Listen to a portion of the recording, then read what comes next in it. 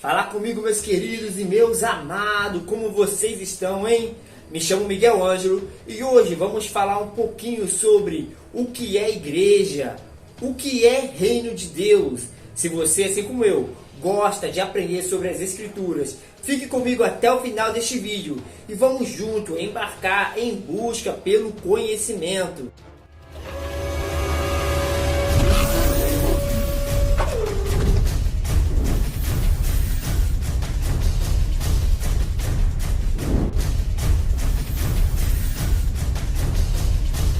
Mas antes, eu quero lhe fazer um pedido especial. Se você ainda não é inscrito no canal, vai lá, se inscreva, ative o sininho, clique em todas para receber em primeira mão todas as notificações dos vídeos que irão sair neste canal.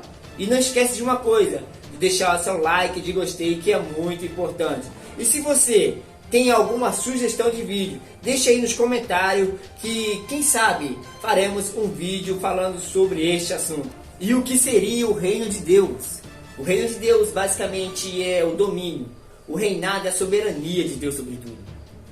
A doutrina acerca deste reino vem permeando a Bíblia como um todo.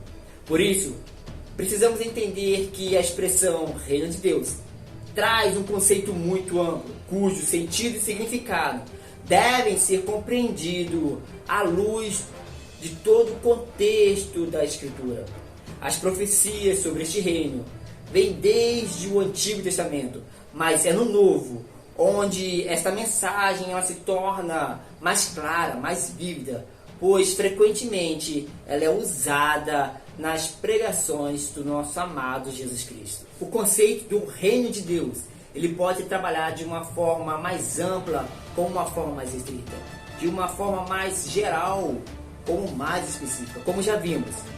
O seu significado geral fala sobre o reinado eterno e a soberania de Deus sobre tudo. A Bíblia vem nos mostrando do começo ao fim um Deus que reina soberanamente sobre todas as coisas. O reino de Deus, no seu sentido mais restrito, fala de toda a ação soberana de Deus na redenção do seu povo. Por isso, inclui-se no conceito de Deus as obras de Cristo, a realidade presente da igreja, as bênçãos da salvação e a consumação de todas as promessas nas bem-aventuranças eternas de um universo remido. Nesse sentido, é impossível associar a ideia de salvação do conceito de reino de Deus. A entrada para o reino expressa justamente ser remido por Cristo e habitado pelo Espírito Santo. Então, é impossível que alguém possa entrar no reino de Deus por seus próprios méritos. E os discípulos entenderam a íntima conexão entre salvação e reino de Deus quando Jesus fala a eles que é mais fácil um camelo passar no fundo de uma agulha do que um rico entrar no reino de Deus. Vemos isso lá em Marcos, capítulo 10, versículo 25 e 26, onde os seus discípulos questionaram: então, quem pode ser salvo? E eu quero trazer uma curiosidade para vocês, meus amados. Não sei se vocês já repararam que o Evangelho de Mateus, a palavra, a expressão reino de Deus, ela aparece apenas 5 vezes, enquanto a expressão reino dos céus, ela aparece 34 vezes. Mas por que isso? Alguns tentam aplicar significados diferentes para essas palavras, falando que reino dos céus é uma coisa, reino de Deus é outra. Mas se você fizer um estudo básico, bíblico, sobre esse tema, vai ver que é a mesma coisa, o mesmo significado. Mas por que Mateus usa reino dos céus mais vezes? Sabe por quê? Porque o Evangelho de Mateus ele foi escrito para judeu por um judeu. Então os judeus têm o costume de usar o nome de Deus o menos possível. Por quê? Porque ele tem o nome de Deus como sagrado.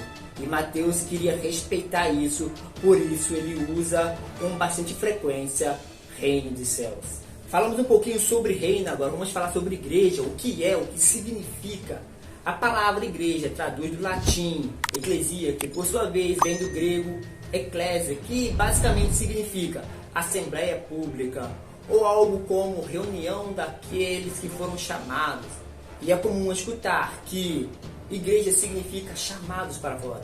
Isso acontece porque o termo original grego, ela é formada numa combinação de duas palavras que significam chamar e fora. E de fato, meus irmãos, teologicamente, isso é uma verdade absoluta em relação à igreja. Sim, no sentido que os membros do corpo de Cristo foram chamados para viver uma vida fora dos padrões pecaminosos do mundo. Porém, não é exatamente nesse sentido que a palavra igreja ela é empregada na Bíblia. Sabendo disso, eu quero deixar aqui 5 pontos importantes acerca de igreja / reino, onde o primeiro tópico vai dizer que o Novo Testamento ele não iguala os crentes ao reino. Não se substitui a palavra igreja por reino. O reino é invisível, não é fenômeno deste mundo. A igreja é um corpo empírico de seres humanos e é o povo do reino, nunca o próprio reino. O segundo tópico que eu quero deixar para vocês é que o reino cria a igreja. Com a mensagem de Jesus, introduz os homens em uma nova comunhão, e a presença do reino significou a esperança messiânica do Antigo Testamento. Com isso, a ação do reino entre os homens criou um grupo de discípulos, onde a entrada do reino significa participar da igreja, mas quero deixar claro que entrar na igreja não significa sinônimo de entrar no céu. Entramos no terceiro tópico, que vai dizer que a igreja ela dá testemunho do reino. Um exemplo claro vemos em Mateus capítulo 10, versículo 1 ao 15, que vai falar sobre a missão dos discípulos. Quarto tópico, a igreja é um instrumento do reino. Os discípulos realizariam as obras do reino pelo poder a eles concedidos, e o poder do reino operou por intermédio de discípulos. O quinto tópico vai nos dizer que a igreja é detentora do reino.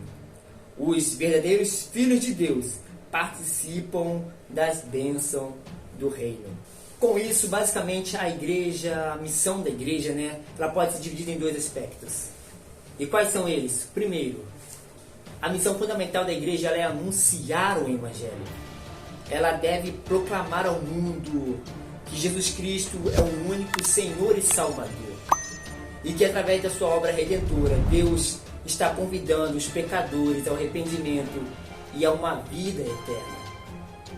E essa missão foi dada pelo próprio Senhor Jesus Cristo, quando disse aos seus discípulos: ide e fazei discípulos por todas as nações, batizando em nome do Pai, do Filho e do Espírito Santo. E o apóstolo Pedro, ele vai ressaltar no seu livro em 1 Pedro, versículo 2, 9, onde ele vai chamar a igreja para anunciar as virtudes daquele que tirou das trevas para as maravilhosas luzes. Em segundo lugar, a igreja ela recebeu a tarefa de realizar as obras de compaixão e misericórdia, cumprindo assim o mandamento de Deus, que é amar o teu próximo. E como a igreja, ela é a união de fiéis que foram transformados por Cristo e assim são imitadores, refletindo em suas vidas as virtudes do Espírito Santo.